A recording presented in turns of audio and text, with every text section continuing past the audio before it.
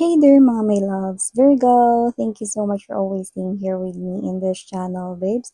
So before we start your reading, the reminders mo na kasi na hindi po to for everybody. So just pick up only the messages you think are for you. At kung feel mo ng reading na to ay para sa'yo, then this reading might be really for you. And of course, we do not have any gender right here. Babae, lalaki, LGBT, cross watchers. You can click rose if you want. And at the end of the day, you always have your free will with you. Of course, free will mo naman na gamitin yan, no? Anytime, anywhere. So, let's go ahead and check this messages here for you guys. But kung hindi nyo pa subscribe po tayo other channel, the link is down below sa ating description box. Kaya pwede rin kayong tumambay dyan if you want. So, let's go ahead, Virgo, at alamin natin yung mga mensahe here for you guys. Archangel Michael, thank you so much for being present here in this reading. Can you please show me messages for my Virgo people, please? Messages for Virgo, please. What does Virgo needs to know? Messages for Virgo.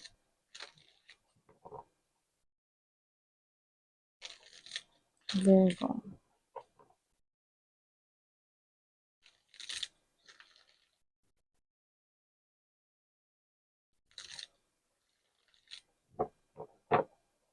Okay, so let's go ahead and check these messages here. Pero let me just do the honor first before we start your reading. So we have here for you guys the Queen of Wands energy, the Page of Coins, the Ace of Wands, Knight of Coins, Three of Wands, World card energy, Five of Wands, Ten of Wands, Eight of Coins energies, and bottom of the deck, Page of Cups, Magician in the Hermit energy. Okay. I'm seeing someone here could be younger than you but doesn't have to be, or giving me this type of energy that this person here is funny, vibrant, not pwedeng my sense of humor. This person here is appearing as someone you manifested. Yan, no, dalawa na kuha ko dito. This could be a new friend, a new friendship na is coming your way. Pero nakikita ko rin na yung iba sa inyo, this is not just a friendship here that will sprout, pero nakikita ko na meron ditong love na possible na mabuo sa inyong dalawa if you will allow this connection na mag-turn into love connection. So, from friendship, it might turn to love and connection. Yan, no? So, kumbaga parang may free will kayo whether you want to take that connection here to the next level. If so happen na ma-fall in love kayo with that person will definitely accept your offer. Yeah, wow, look at that. Ibig sabihin, reciprocate dito yung love and affection mo if it will happen na mai-in love ka with that new guy or new girl coming into your life that you manifested. Yeah.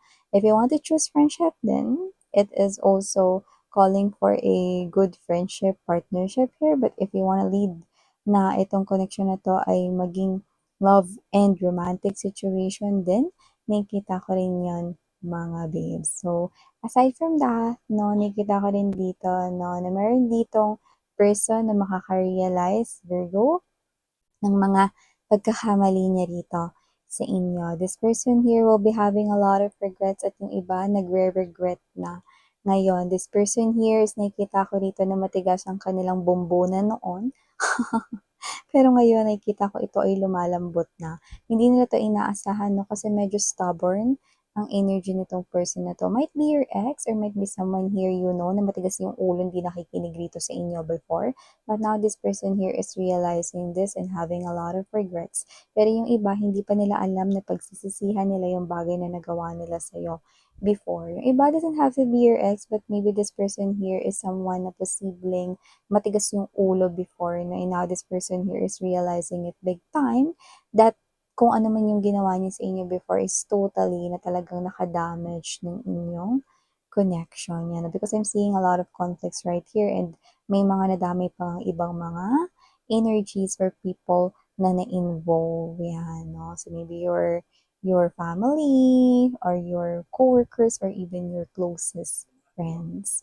So, maliban dyan mga babes, so nakita din ako dito, Virgo, no, na meron dito na baka yung iba bago sa trabaho nila or bago dun sa negosyong hina-handle nila 'no, parang na-a-adapt niyo na or nakakapag-adjust na kayo diyaan 'no. Very good thing 'yun for you guys 'no, kasi dito parang mas mare-relax ka na ngayon kasi nakukuha mo na yung dapat mong gawin sa iyong work, nakakapag-adjust ka na rin sa iyong environment together with your new coworkers or colleagues if you are someone here who is new to that company that you're working with, baka may newly hired diyan and now you're getting your job well here 'no, at mukhang gumaganda na yung flow ng connection mo with other people 'no. Nagkakaroon na rito ng harmonious connections here, partnership 'no, with people around you. Iba naman baka meron kayo ritong ka-collab with your business 'no, and then nagkakaroon na kayo rito ng partnership, teamwork 'no, nagkakaroon na kayo rito ng iisang mga opinion 'no, and feedbacks. Nagkakaroon na rin kayo ng understanding on how will you, grow your business or your new business that you've just started here. Nakikita ko rito na itong klase ng negosyo ninyo ay uunlad kasi mukhang nakukuha niyo na kung papaano talaga yung dapat na maging galawan or maging action niyo dito. And for some reason, I'm seeing sari-sari store right here or mini grocery. Okay, it might na mangyaring lumaki yan, no? Magkaroon rito ng talagang paglaki at maging shop na talaga yan, no? So, wow. But it could be any, business, di ba? So, maliban dyan, Virgo, nakita ko rin dito, no, na meron na rito na matatapos na bayarin, no? Alam niyo yung mga home credit or baka meron diyang nag-cash loan, no? Either sa app man yan or applications, no? Or pwede rin naman na sa tao, nakita ko na matatapos na yung hulog ninyo. So, hindi ko alam kung ano yan, na cellphone, gadget, na laptop, or even furnitures, no? At nakikita ko rito na meron pa kayong next na parang plano na kukunin. Ganito, kunwari, no? Kumuha kayo ng cellphone, yan, no? Tinatapos niyo muna yon, no? At dahil matatapos na yon, kukuha ka na ng another one, baka furnitures naman. Parang iniisa-isa mo rito, no? Yung mga plano mo, no? Na bilhin at i-purchase, no? Yung nakikita ko rito. Yan. Parang isa-isa na tinatapos mo muna bago ka kumuha ng bago. Yan, no? Tama yun mga babes para hindi kayo mahirapan, diba?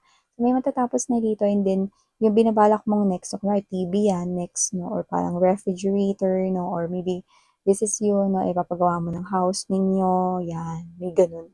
Kumbaga parang nakikita ko na yun talaga yung gusto mong gawin, yun talaga yung gusto mong bilhin. Yung iba pangarap niyo pa nga yun na, oh, makabili ako ng bagong style set para sa bahay namin, yun, no? Or baka bili ako ng bagong TV, next ko na yun, may mga gano'n. So, nakikita ko na one by one, masaya ka na may natatapos dito na hulugin kasi yung sa next mo na gagawin, bibigyan mo ng katuparan. Yan, 'no. So, that's great, 'no.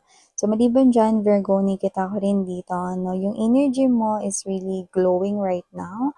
Para ka ritong naging maaliwalas ang iyong face, ang iyong aura, ang iyong energy. Para ka ritong nawalan ng problema. So, hindi ko alam kung meron ka ritong tinapos na something. I'm seeing an ending here with a world card at nagsimula ka ng new beginning. Kunwari, ikaw ito, no, na umalis ka na sa work mo because napaka-stressful do'n at lumipat ka nga ng new work, 'no? Then yun nga yung binabanggit natin kanina, naging maganda na yung aura mo kasi gusto mo na yung ginagawa mo or yung iba hindi na kayo nag-work, gumawa na kayo rito ng new business, nagsimula na kayo ng business ninyo and the business is doing great, 'no?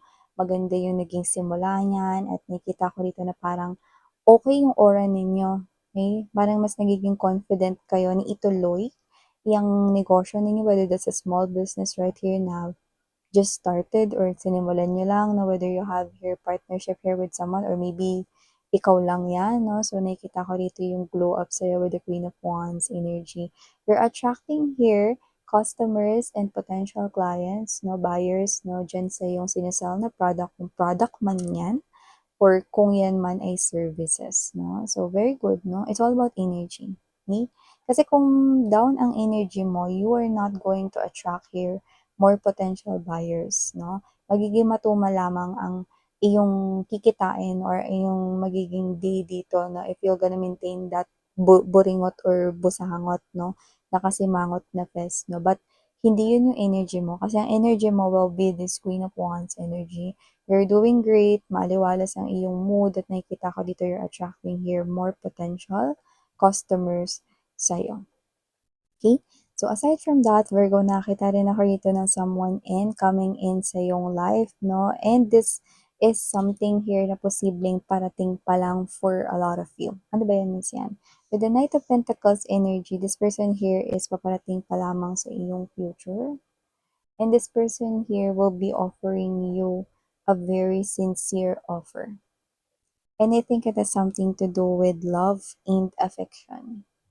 Hmm, yung iba sa inyo kilala niyo na siya pero ngayon lang siya nagkakaroon ng lakas ng loob na lumapit sa'yo.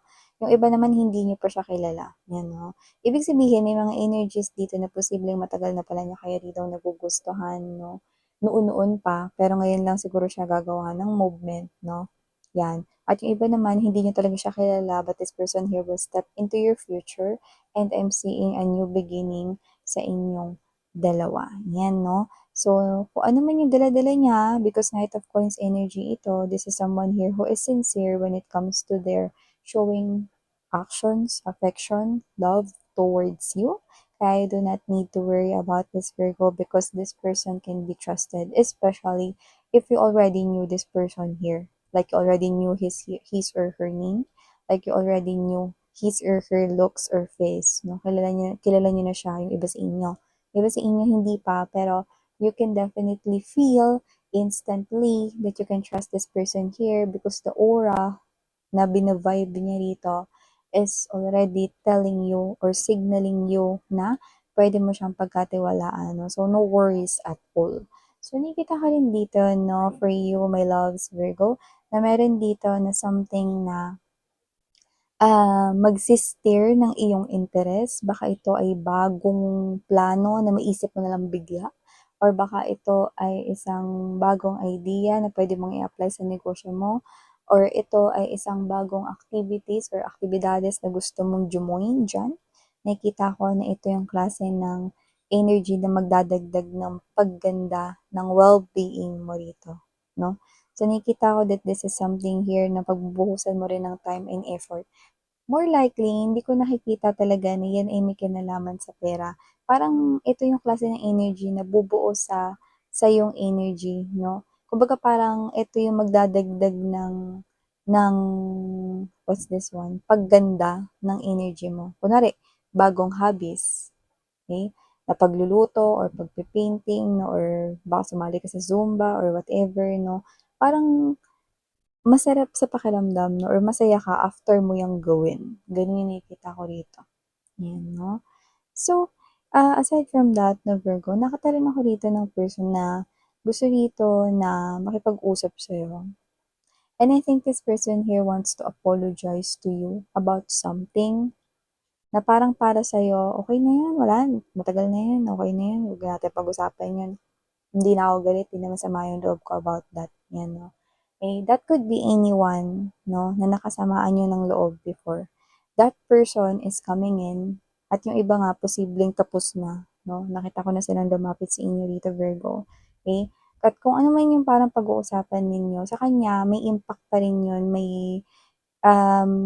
meron pa rin yun na parang affected pa rin siya dun. Pero sa inyo parang, "Wala na yun, okey na yun, wag na natin yun ibalik. Kung ano man yun, sana hindi na yun maulit." 'Yan 'no.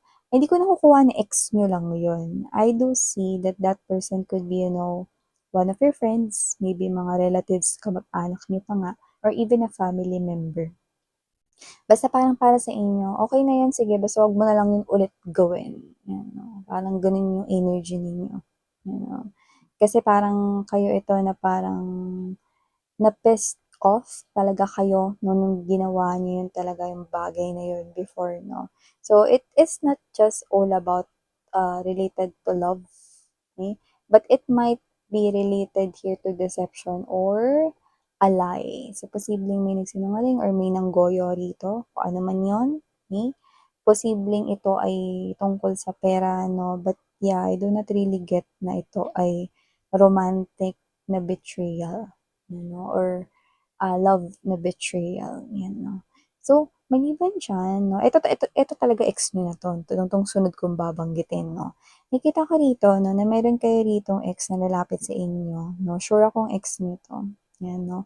Pero ang hindi ako gusto dun sa energy niya 'no is This person here is coming back around to you and is ready to compete kung meron man ditong options ka when it comes to love.